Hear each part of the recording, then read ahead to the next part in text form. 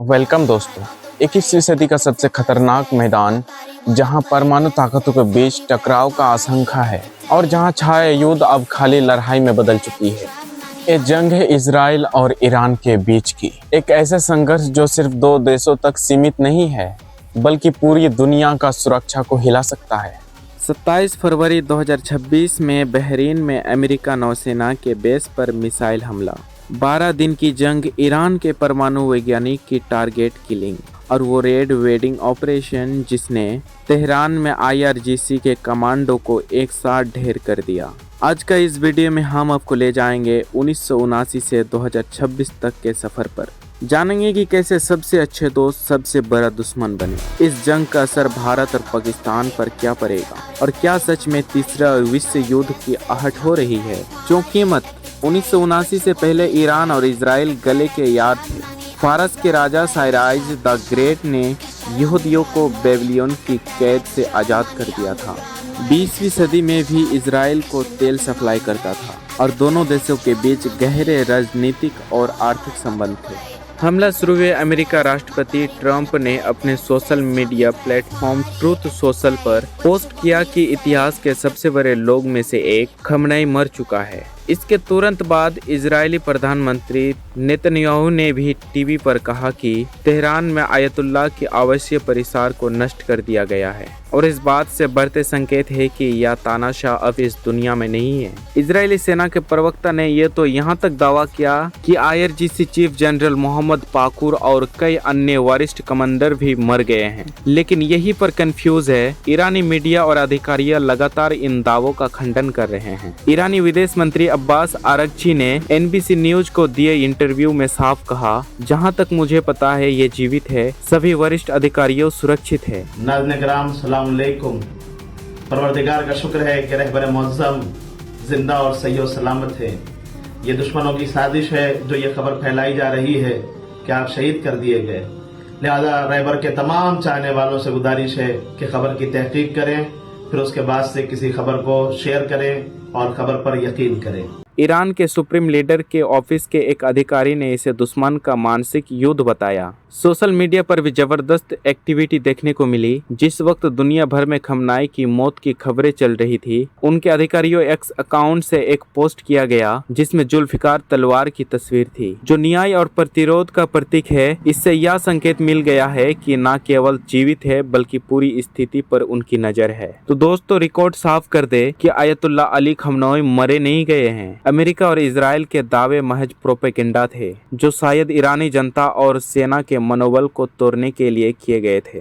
खुमैनी का नारा था, अमेरिका शैतान है और इजरायली छोटा शैतान। अचानक ईरान इजराइल के सबसे बड़े दुश्मन में शुमार हो गया। ईरान ने एक रणनीति अपनाई, प्रोक्सी वार। इजराइल की सीमाओं पर खतरा पैदा करने के लिए ईरान ने लेबनान में हिजबुल्लाह और फिलिस्तीन में हामस जैसे हथियारों और पैसे से लैस करना शुरू कर दिया। यहाँ से छाया युद्ध की शुरुआत हो गई थी। ईरान का परमाणु कार्यक्रम इजराइल के लिए सिरदर्द बना रहा। इजराइल ने कई बार सैन्य हमले की धमकी दी, लेकिन अमेरिका ने उसे रोक रखा। इस बीच एक गुप्त साइबर जंग चल रही थी, सिंटॉक्स नेट नाम का वायरस, जो माना जाता है कि अमेरिका और इजराइल ने मिलकर बनाया था। ईरान की नेटेंज और फोर्दो परमाणु सुविधाओं के सेंट्रीफ्यूजर को नष्ट कर दिया गया। इसके बाद शुरू हुआ वैज्ञानिक का खात्मा। इजराइल की खुफिया एजेंसी मोसाद ने ईरान के अंदर घुसकर एक के बाद एक परमाणु वैज्ञानिक को टारगेट किया।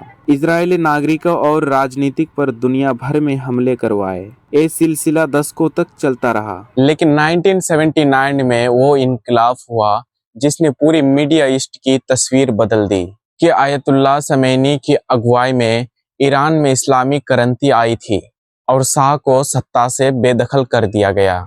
ईरान चुप नहीं बैठा। उसने ऑपरेशन टूर प्रोमिस के तहत इजराइल पर सैकड़ों बैलिस्टिक और हाइपरसोनिक मिसाइलें दागी। तेल आविव में जब सायरन बजे, लोग बंकरों में दुबके हुए थे और एक वीडियो वायरल हुआ जहां यहूदी बंकर में बैठकर प्रार्थना कर रहे थे। लेकिन इस बार कुछ अलग था। पहली बार ईरान ने सीमित और प्राथमिक जवाब नहीं दिया, बल्कि जबरदस्त ताकत दिखाई। जून 2025 की उन 12 रातों ने पूरी मीडिया ईस्ट को हिला कर रख दिया। इजरायली टीवी चैनल पर आई एक डॉक्यूमेंट्री 12 डेज इन जून ने खुलासा किया कि उस जंग के फैसले कैसे लिए गए। यरूशलेम के बंकर में इजरायली सुरक्षा कैबिनेट के जंग की मंजूरी थी। प्रधानमंत्री नेतन्याहू ने कहा, भगवान हमारी मदद करे। 7 अक्टूबर 2023 ने सब कुछ बदल दिया। हमास ने इजरायली पर हमले और उसके बाद पूरे गाजा में इजरायली जवाबी कार्रवाई में पूरे क्षेत्र में आग लगा दी। लेकिन असली धमाका हुआ 2025 में, जब इजरायल ने ऑपरेशन राइजिंग लाइन लॉन्च किया।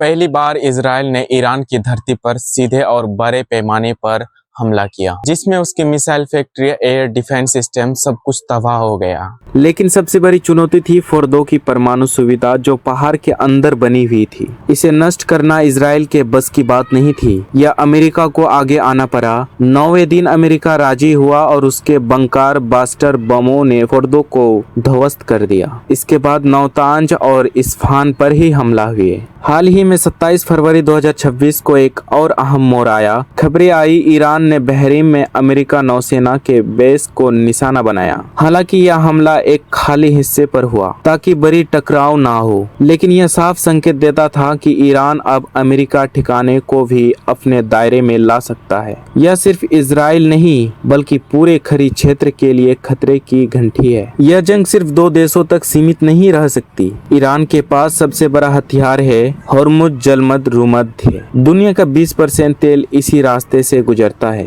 अगर ईरान ने इसे बंद कर दिया तो तेल की कीमतें आसमान छुएगी, जिसका सीधा नुकसान भारत जैसे देशों को होगा जो अपना ज्यादातर तेल आयात करता है। भारत की मुश्किल ये है कि उसके दोनों देशों से अच्छे संबंध हैं। एक तरफ ईरान का ऊर्जा और चबहार बंदरगाह का सौदा, तो दूसरी तरफ इजराइल से रक्षा और प्रौद्योगिकी साझेदारी। वही चीन, जो ईरान का सबसे बड़ा व्यापारिक साझेदार है, वो भी बेचैन है। पाकिस्तान, जिसके पास परमाणु बम है और जो एक मुस्लिम देश है, उसका दबाव होगा कि वो ईरान के साथ खड़ा हो या सऊदी के साथ। यह एक जटिल उलझन है। पहली रात का निशाना था ईरान का एयर डिफेंस पर। दूसरी रात तक इजरायली जेट तेहरान के बाहर इलाके में थे।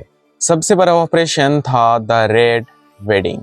तेहरान के एक गुप्त मुख्यालय में IRGC के एस्फायर कमांडो को एक साथ सबको टारगेट किया गया। दोस्तों, ईरान इजराइल की ये जंग आखिर कहां जाएगी? क्या यह सिर्फ जियोपॉलिटिकल थिएटर है, जैसे कि कुछ विश्लेषक मानते हैं, या फिर यह एक अनकंट्रोल स्पाइरल है जो पूरी इंसानियत को निगल सकता है? इतना तय है कि यह संघर्ष अब सिर्फ एक छाया युद्ध नहीं रहा। यह खुली, खतरनाक और फैली हुई जंग है, जिसमें अमेरिका, रूस, चीन और भारत जैसी ताकतों को भी अपनी पोजीशन साफ करनी होगी। तेल अवीव के बंकार में जब मिसाइलें गिर रही थी, तब भी लोगों की जुबान पर दुआएं थी। आस्था मजबूत है, लेकिन सवाल ये है कि यह आस्था दुनिया को एक नई तबाही से बचा पाएगी? अपनी राय हमें कमेंट में बताएं। सबसे बड़ा खतरा यह है कि यह जंग सिर्फ पारंपरिक हथियारों तक सीमित नहीं है। ईरान के पास हाइपरसोनिक मिसाइलें भी हैं और वो परमाणु हथियार के करीब बताया जा रहा है। वहीं इजराइल के पास वो परमाणु हथियार पहले से ही मौजूद है। अगर ये जंग बढ़ी तो यूक्रेन रूस जैसे संघर्ष के साथ मिलकर तीसरा विश्व युद्ध की शुरुआत बन सकती है। अगर ये वीडियो आपको अच्छी लगी तो लाइक और सब्सक्राइब जरूर करना।